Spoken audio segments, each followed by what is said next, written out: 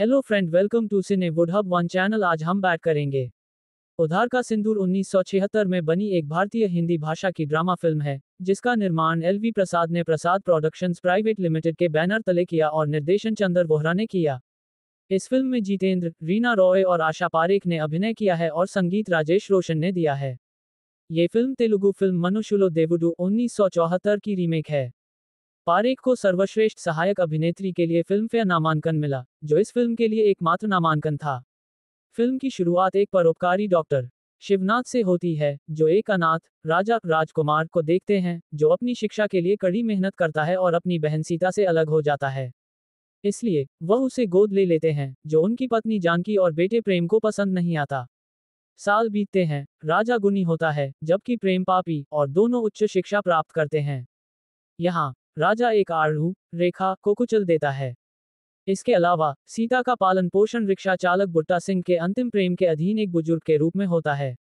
बाद में शिवनाथ अपनी बेटी सुधा का रिश्ता कंजूस भीष्मर नाथ के बेटे मनोहर से 50,000 रुपए देकर तय करते हैं।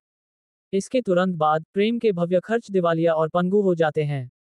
इसके बाद जब जानकी प्रेम पर आरोप लगाती है तो राजा पीछे हट जाता है और वह छोड़ देता है।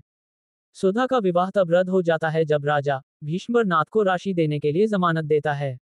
सौभाग्य से वह एक अंधी लड़की शांता, जो कि व्यवसायी दुर्गा प्रसाद की बेटी है, के साथ एक रिश्ता देख लेता है, जो 1 लाख रुपए देने को तैयार है। इसके बाद राजा उसे तैयार करता है और शर्त प्राप्त करता है, जब शांता उसकी ईमानदारी को पढ़ती है तो वह दयनीय स्थिति का खुलासा करता है।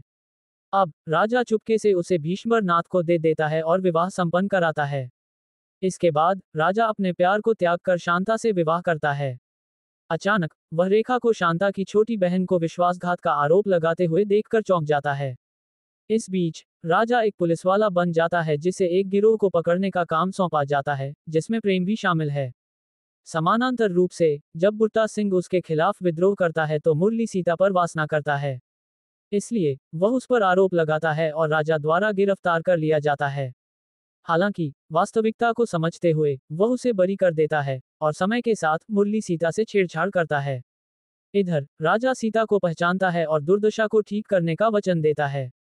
अंतरिम में शांता राजा और रेखा को जानती है और अपने पति से प्यार करती है। जब भीष्मर नाथ राजा पर नकली मुद्रा को मुफ्त में बेचने का आरोप लगाता है तो राजा गिरोह को रोक देता है और मुरली को सुधारता है।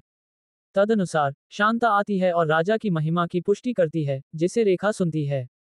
आश्चर्यजनक रूप से यह उजागर होता है कि भीष्मर नाथ एक सरदार अपराध शाखा का है और उसे पकड़ लिया जाता है।